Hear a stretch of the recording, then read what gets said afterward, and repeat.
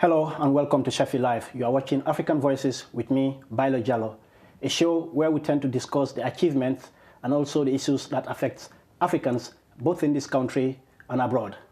And today I've got a special guest here with me today, and that is Abdullah Okoud, who is the president of the Sheffield Halam Students Union. Abdullah, welcome on the show. All right, thank you. So how are you today? I'm well, thank you. Okay. Right, as I said, Abdullah is the president of the Sheffield Halam Student Union, who was elected back in March, and just 2 days ago, he took over the post as a president. So how's your first day in office been? I mean, it's been overwhelming, but at the same time, I'm quite excited to working with everyone from the university, the Students' Union itself, and working to represent students on a national platform, but also locally, and making sure that student voices are actually heard and represented well. Okay, I know it's just 2 days since you've took over office, but has it been the way you expected it to be? I mean, it's been a bit different. It has been a bit overwhelming, the amount of information given, but also it's really good to see that there's a lot of support behind the scenes, okay, that you never thought you would have. But generally speaking, it's been really good, even to know some of the officers, even to know a lot of all the officers that I'll be working with. And I'm looking forward to this year. I think it's a challenge, but as a team, all 5 of us, we will do amazing work for the sake of the students at Halam. Okay. Prior to you being elected as a president for the student union, I believe you were an ethnic minority officer in the student union as well. So how is that different to your new role, or did that help you prepare to be as a president?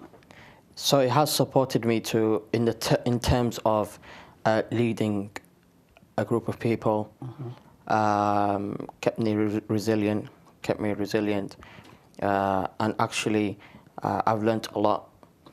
I've worked with influential people, and I've been able to represent different groups of students from the black and minority ethnic group.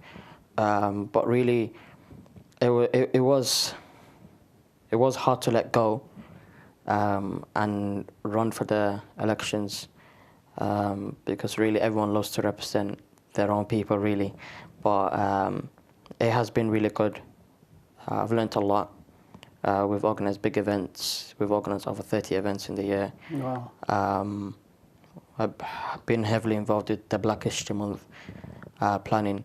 And we've had influential people coming through, the likes of the Akala, Loki, with the support of the university staff.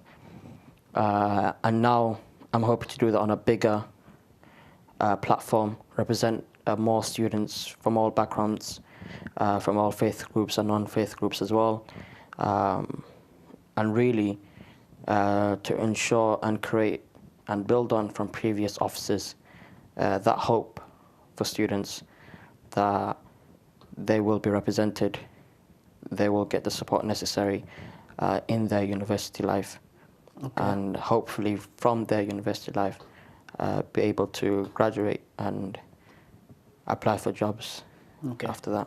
I'll come into your plans in a minute. Yeah. But before I get into that, what were the things that convinced you to stand to be as a president? The fact that there had to be more work done, more representation in terms of all students, not just a certain group, but also the attainment gap is quite worrying. And I'm hoping that with the support of the officers and staff at the university, I'll be able to work on the attainment gap and ensure that more is done to ensure that students from BME background get the necessary support to get through university. Okay. I know, obviously, you are the president for the whole student union. Yeah. But in terms of talking of BMEs, what would be your priorities for BMEs, and what are the kind of help that will be there or that you will give to them as a person yourself who is from a BME background? What will be your priorities for them? My priorities, including all students, would be to ensure that their well-being is looked after, and at every board meeting, every strategy planning, well-being is the first that is looked at, and it's a priority for the university to improve on well-being and to ensure that well-being is on the top of the agenda in any form or shape, from any meetings to actually planning our strategies and so on. In terms of the well-being of BME students, that obviously there's an issue there in terms of understanding the well-being of students from BME background, but also how do we work on that and ensuring that the right people, the right academics, the right students are involved in that discussions and actually making things happen at the university level. Okay. We've seen recently in other universities there has been few racial issues in those universities, which I'm not going to go into, or which I'm not going to be here to name universities, and that has not been the case for Sheffield Hallam or any Sheffield University in general. But what are your plans to make sure those kind of issues are not going to happen in Sheffield? So it has happened in both universities. Okay. And to be honest, I'm not surprised that it's happened at any university. Students do experience racism, and it needs to be dealt with. I think there has to be more cultural awareness and training for students that are from other backgrounds, for staff, academics on university level, at students' unions as well. There has to be some sort of training and cultural awareness for that not to happen in the future, but also there has to be consequences on students or anyone that discriminates anyone really. But yeah, it's important, and I think through Black History Month we will make it more clear in terms of the excellence of black students, the excellence of black people generally in the community, and hopefully that will educate people who don't know about other cultures, other faith groups as well. I was not aware of it happening at Sheffield Hallam University. I was aware of the Sheffield University one. I didn't want to go into that. But now that you mentioned Sheffield Hallam University as well, do you think it was handled the way it should be when it happened? I'm not fully sure how it was handled, and I do feel that students should have been aware on how the situation was dealt. There has been some statements, but it is still concerning to not know exactly how it was dealt with, the situations. But personally, as the president at Sheffield Hallam Students' Union, I'll make it clear that we won't accept any form of racism on campus, any form of discrimination, and that we will actually tackle it. And I hope with the university I'll be able to tackle racism on campus and ensure that there's awareness on how to deal with racism, but also actually cultural awareness, like I mentioned before, and training for students from all groups, from societies to sports clubs, and volunteering aspects that students may engage with. Okay, that's quite clear what you've just said there. But in terms of your plans as a president, what are your priorities for the whole student union? You started mentioning earlier, which I said I was going to come back into. Yeah. So what are your plans in general? So one of my priorities would be pushing for recorded lectures, as I believe all students should have access to recorded lectures after their lecture, to ensure that they get the full value of the cost of their education, which of course is not full value at the moment, is extortion at the moment. But other aspects is improving and bringing more culture, more diversity in our university spaces and students' union spaces as well. and to ensure that we have a very democratic and strong students' union, and whether that's through media, whether that's through student media or through societies, sports, and ensuring that whatever we may do, that liberation is at the heart of everything that we do at the Students' Union, and pushing that towards the university as well. But my main thing is to help as many students as possible, network with them, and see what support they need so that we can push that forward whenever we are, for instance, on the board of governors or meetings with the university senior staff. That is what I'm personally about, and I'm hoping to do that with the support and working with all the officers, which looks like it's going to happen this year. So this year is going to be a big year for us. It's going to be challenging, but at the same time, we're going to ensure that that we're a strong students' union and that we're there for students, no matter what background they're from or difficulty that they may be facing. Okay. So talking of being there for everyone, no matter where they come from or background that they are from, so how are you going to make sure you and your staff make sure the student union is a friendly place for everyone? Because sometimes, if you look at it, when I was there, sometimes you go there for certain issues, you know, the person that you're looking for is not there. I mean, it depends on the cases, but personally, I feel something that we are looking into, actually, is making sure that if staff are not there when needed, there's some sort of support available at the Students' Union. But personally, something that I want to do to ensure that there is support for students from different backgrounds is something that I'm looking into, is bringing forward like a Asian Heritage Network in the second semester for Asian students. Okay. I'm also leading the Black History Month working group at the Students' Union, and this year we're hoping to do a Students' Union initiative. So it's actually not just coming from me, but it's actually coming from the Students' Union itself and the staff there. Mm-hmm. We are looking into making the union more accessible for disabled students, and we're working actually on seeing ways on how the university and the Students' Union can improve in their spaces.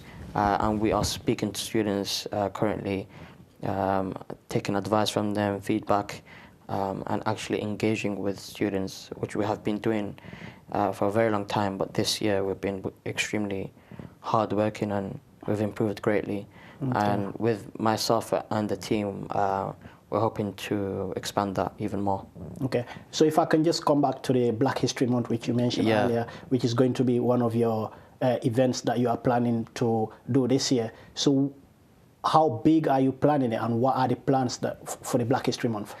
So for reasons of surprise, I won't be able to explain much, to tell much, but something that I definitely want to bring forth is bringing unity between Students' Union, university, both universities and Students' Union, and also the community outreach, bringing people together, activists, young people, our elders from BME communities, hoping to hopefully bring community groups like Sadaka, for instance.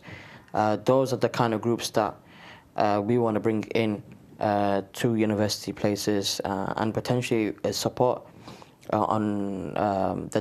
support disadvantaged people in the community to have better chances of getting into university. And that will be starting from the relaunch of the Black History Month in October. We are planning to get the Lord Mayor involved as well, Majid, and other potential influential speakers as well. Last year we hosted Akala, we hosted Low-Key, and now obviously we want to expand it more, but it'll be more of a Students' Union initiative than just individuals. So it will be quite big this year. There'll be a lot more people involved that are not just BME, but actually everybody, a lot of people from the community will be involved. A lot of university and Students' Union staff will be engaged as well. Okay. You mentioned earlier about activists, which you yourself, I can say, or if I'm okay to say, you were an activist or you are still an activist. Yeah. So you co-led the Sheffield Black Lives Matters last year, the rally. How has that been going so far? Yeah, so we, when I say we, the actual lead was actually someone called Ross Walker, a good friend of mine. And we actually led the Black Lives Matter rally, and that was in 2016, I believe. Okay. And from that, we had over 1,000 people coming through. It was very successful because it was a diverse group of people from Sheffield coming in, young, old, white, black. We also had a few police officers as well there supporting. But yeah, I think it was good because it brought back that sense of community, and that as a community we won't accept injustice that minorities may face, no matter who they may be. And also I think that it brought back a sense of hope for Sheffield to fight against injustice, especially against the police force in the sense of targeting black men, wherever that may be, especially in America, and that will be in solidarity with them. Obviously, it was a rally, so it was a peaceful rally, and we did a walk from Devonshire Green all the way to, I think it was City Hall. Okay. City Hall. And also when we arrived at City Hall, there was a larger crowd waiting for us there, and that was really nice to see. But it brought back unity in Sheffield. There was a lot more hope from both the young and the elder generation, and people actually came together. Since then, there's been active groups working together. We've had more engagement during Black History Month, and more people are starting networking and actually working together on community-led projects. And yeah. I can remember that rally, as you mentioned, that's one of the most successful black rallies, if I'm allowed to say that. Yeah. But in your opinion, why do you think sometimes black people are not involved in many of these kind of rallies? Because some of the injustices that you mentioned earlier that happens to black people, even though Black Lives Matter started in America, but lots of people in different parts of cities in the UK stood in solidarity with them guys in America, you know. But sometimes there are certain issues that affects us here as well in Britain or in England, but sometimes we just tend to ignore them. Why is that? Do you have any opinion on that? I think we do actually engage. I do feel we do engage, but at the same time, there are certain things that actually get broadcasted. Not everything is broadcasted, and just because we might not see it does not mean it doesn't happen. But really, I do think people do engage from the black community. I can't speak for all, but from what I've seen, we do engage, but sometimes also the system is broken. The system is broken, so it's difficult to bring back that hope for the community. But I do feel like since especially, for instance, Trump becoming president of America, USA, I do feel there has been more people. I think when there's conflicts or when situations happen is when people come out. Obviously, we need to be in a situation where, whether there's a situation happening or not, we're still there and we're still active. But it's bound to happen with any community, really. It's not just the black community. When a situation happens or conflict, then people come out. Okay. So I don't think it's just the black community, but also I do feel the black community itself does get targeted by council, by government, and we can't have high expectations when the community is already getting attacked as it is. But personally, I do feel people are coming out, and it's good to see that the younger generation actually coming out as well. Okay. If I can just move away from that topic for a minute as well. From my understanding, you are a member of the Labour Party, in which you were a youth officer in Bungrieve, where you used to live, or where you still live. Why the Labour Party? For the many, not the few. I think really with the Labour Party, there's hope in the sense that, especially since Jeremy Corbyn was elected the opposition leader and leader of the Labour Party, there has been more sense of hope for the working class, for the communities, and that it wasn't the old shall we say, the old BS politics, really. And I feel like with him, there's been a more of a challenge towards the government, and more of a challenge that we won't keep quiet in the sense of the injustices that people may face.